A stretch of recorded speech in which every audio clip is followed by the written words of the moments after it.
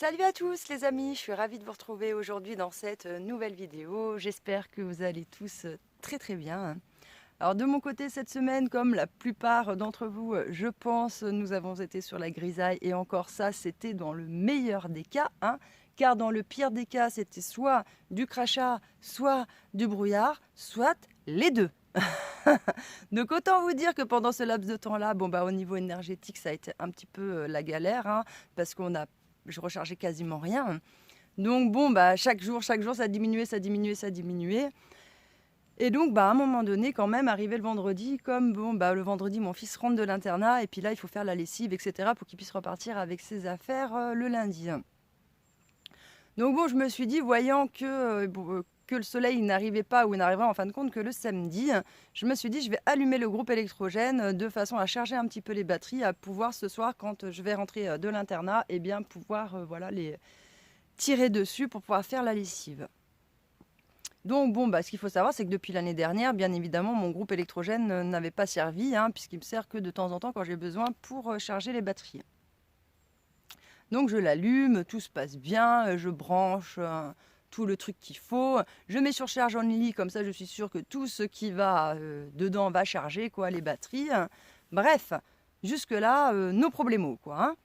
Je pars faire mes occupations et ce qu'il faut savoir, c'est que le groupe électrogène est juste derrière la cuisine. Donc j'étais dans la cuisine en train de préparer à manger, hein, et là, tout d'un coup, j'entends le groupe électrogène en fin de compte qui s'emballe un petit peu et j'entends un gros clac, quoi, un truc de fou, ça a fait un sacré bruit. Donc là, grosse panique, hein, je me dépêche de courir dans la case, là où il y a bien évidemment l'installation solaire.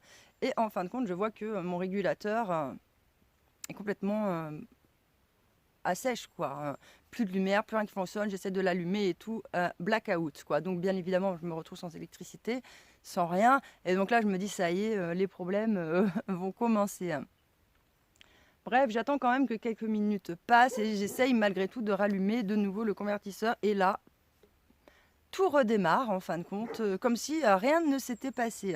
Donc je suis super contente parce que je me dis, j'ai pas arraché un convertisseur ni rien. Bon bref, moi j'étais déjà partie à me voir dans des galères et tout, pas possible. Donc du coup, je suis bien contente de voir que déjà, ça s'est réglé. Et donc je pense que ce qui s'est passé, c'est que mon groupe électrogène a dû s'emballer un petit peu, créer une surtension.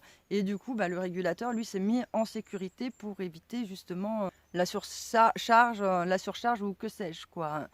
Donc, déjà, je suis assez contente. Le problème, c'est que maintenant, j'ai super peur de rallumer le groupe électrogène et que ça refasse pareil. Parce que ce coup-ci, il a été protégé. Mais du coup, moi, je me dis, avec ma chance, il ne faudrait pas que la prochaine fois, ça crame.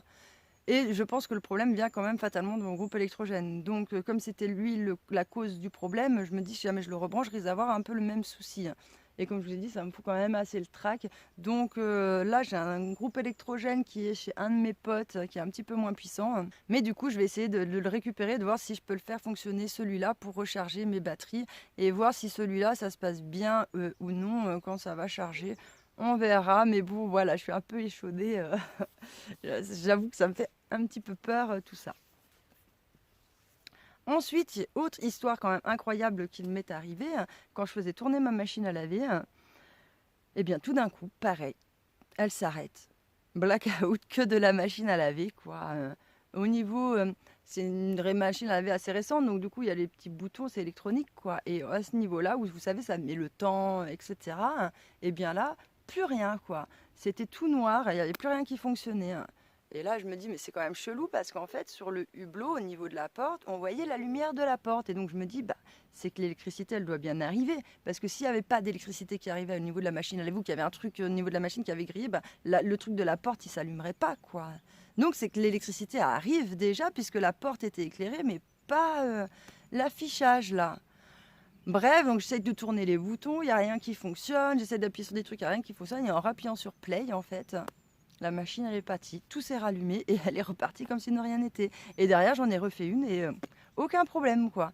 Donc ça fait partie des petits trucs mystérieux qui se passent des fois ici, un truc de fou. Il y a des potes, des fois, ils me disent, non mais Vénus, chez toi, il y a des petits lutins, quoi. C'est obligé, il se passe trop des trucs un peu bizarres, quoi. Donc là, voilà, c'est un mystère. Je sais pas si vous avez déjà eu ça avec votre machine à laver. Mais moi, c'était la première fois et j'avoue, ça surprend un petit peu, surtout que sans rien faire, après, ça remarche nickel. Donc, qu'est-ce qui fait qu'à un moment donné, ça bug et tout comme ça je sais pas trop. Sinon, cette semaine, ça a été pas mal de la récup. J'ai pas mal bougé un petit peu à droite, à gauche. Déjà, il a fallu que je récupère tout un stock de sciure pour mon toilette sèche, car là, j'arrivais au fond du fond du fond. Donc, il se trouve que j'ai plutôt un gros bac. Dans mon gros bac, dedans, je rentre 3 sacs de sciure de 100 litres. Et donc, ça me tient à peu près, on va dire, 9 mois. Et donc, dans d'autres sacs poubelles, là, j'ai à peu près 150 litres, ce qui va faire que je vais pouvoir tenir avec tout ce que j'ai récupéré 1 an. Donc là, pendant 1 an, je suis tranquille au niveau de mes toilettes sèches. Donc ça, c'est plutôt cool. Et dans le même temps, eh bien, je finis aussi sur Internet. Et ça fait un petit moment que je souhaiterais, si vous voulez, isoler le toit de ma cuisine pour qu'en hiver, il y ait moins de déperdition de chaleur. Alors, ça a été quand même une assez grande réflexion sur ce niveau-là, pour la simple et bonne raison. Eh bien, c'est que j'ai ma toiture de ma cuisine, c'est des tôles qui sont transparentes. Et donc, ça fait un peu comme dans une serre. Dès qu'il y a le moindre rayon de soleil, tout de suite, ça chauffe à l'intérieur. Ce qui fait que, eh bien, même en plein cœur de l'hiver, quand il va faire dans la journée -4, eh bien, s'il y a du soleil, ça va quand même chauffer à l'intérieur. Et donc, ça, c'est plutôt cool. Et je me dis, donc, le fait d'isoler, bien évidemment, j'aurai plus cette chaleur qui va rentrer à l'intérieur.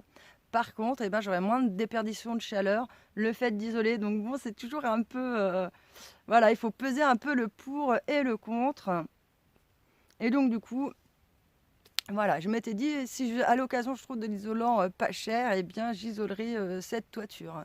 Mais bon, comme vous le savez, en ce moment, comme je passe tout mon argent dans mon traitement, bref, c'est pas forcément évident. Et là, sur le Bon Coin, j'ai trouvé 3 rouleaux de multicouches. Et vraiment pas cher, quoi. 3 rouleaux pour 40 €. Alors là, franchement, ça défie toute concurrence et ça me fait pile, en fait, ce qu'il faut pour que je puisse isoler la toiture. Donc, c'est nickel. Je ne sais pas trop ce que ça vaut comme isolant, mais bon, dans tous les cas, entre rien et du multicouche, ce sera toujours plus efficace quand même avec du multicouche. Et donc, cette année, ça va pouvoir... voilà, je vais pouvoir voir un petit peu comment ça se comporte quand je vais chauffer avec cette isolation au niveau de la toiture. Et je pense quand même que ce sera quand même assez significatif.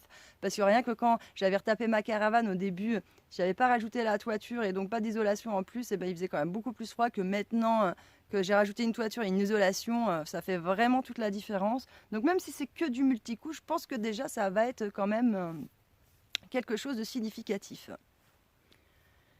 Sinon, cette semaine, je suis allée aussi récupérer pas mal de charbon. Et d'ailleurs, j'avais un pote qui est passé me voir et du coup, il est tombé pile au bon moment, quoi, parce que le mec donnait du charbon sur le Bon Coin et il fallait le récupérer entre le 18 et 21. C'était pile pendant la période où j'ai mon pote qui débarquait. Donc, du coup, je l'ai réquisitionné pour aller chercher du charbon. Et donc... au début, le mec sur l'annonce, il disait que 300 kg de charbon, donc je prends ma petite voiture avec ma remorque. Et donc une fois arrivé là-bas, on charge, on charge, et en fin de compte, le mec avait pas trop le compas dans l'œil, quoi. En fait, on est reparti avec 700 kg de charbon, un truc de dingue, quoi.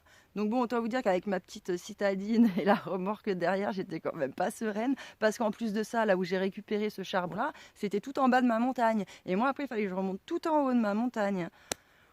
Donc bon, autant vous dire, j'ai tout fait pour protéger le moteur au maximum. J'ai roulé vraiment comme il fallait pour préserver, pas trop faire chauffer mon moteur. Et donc pour éviter que mon moteur aussi surchauffe de trop, eh bien je mets le chauffage à fond dans l'habitacle, j'ouvre les fenêtres, je mets le chauffage à fond dans l'habitacle. Et comme ça, en fin de compte, toute la chaleur que le moteur va générer, en fin de compte, il va le pousser en fait dans l'habitacle pour que ça chauffe l'intérieur de la voiture. Et donc comme ça fait circuler l'air, et d'autant plus qu'en ce moment il fait très frais chez moi, donc du coup ça fait rentrer de l'air frais à l'intérieur et ça permet un peu de protéger le moteur comme ça.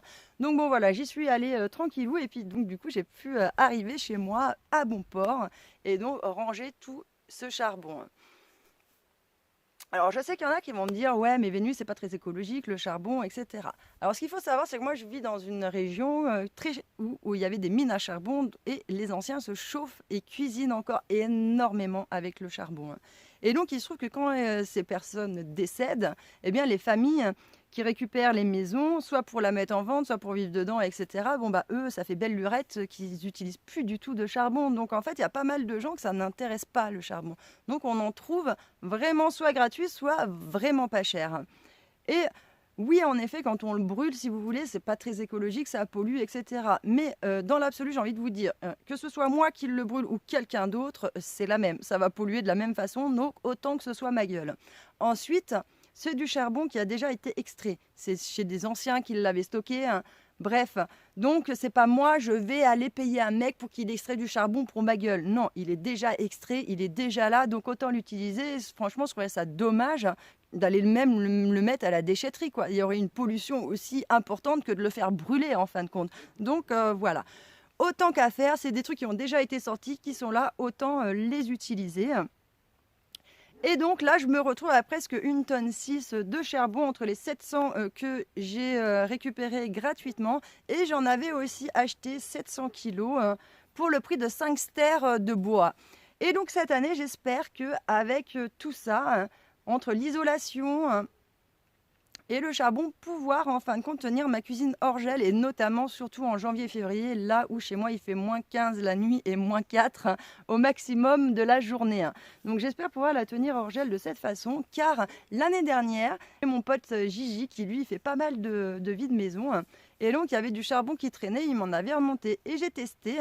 Et quand je remplis le bac de ma cuisinière à bois tout de charbon, eh bien, en fin de compte, ça tient toute la nuit comme ça. Et le matin, quand je me lève, eh ben, j'ai juste à rajouter des morceaux de bois. La machine se relance direct et on peut faire, voilà, faire chauffer le thé pour la tisane, faire couler le café direct. Bref, peu importe ce que vous buvez le matin, mais ça se relance direct. Et du coup, tout de suite, il y a une bonne chaleur à l'intérieur. Et puis, en plus de ça, voilà, en plus de ça, ça garde quand même une bonne chaleur dans la cuisine. Puisqu'avant, quand j'avais -1, -2 la nuit, ben, dans la cuisine, il faisait -1, -2, quoi. Alors que maintenant, je rentre dans la cuisine, il fait 5-7 degrés. Franchement, c'est hyper agréable après avoir passé 3 ans quand même de rentrer dans une cuisine qui faisait exactement la même température à l'extérieur. Ça fait un petit confort quand même qui est fort sympathique, je dois bien reconnaître. Donc voilà, cette année, je vais tester un petit peu tout ça et voir avec le charbon comment ça se comporte. Et si c'est pas mal, et ben, c'est des trucs quand même que... voilà, que j'essaierai de trouver sur le bon coin au maximum gratuitement, ou des trucs vraiment pas chers, et me faire du petit stock de charbon comme ça pour passer les hivers avec un peu plus de confort, même si il est vrai que franchement, voilà, je pourrais clairement m'en passer. Voilà les amis, un petit peu pour les nouvelles de cette semaine. Je vous remercie de m'avoir écouté et je vous dis à bientôt dans une prochaine vidéo.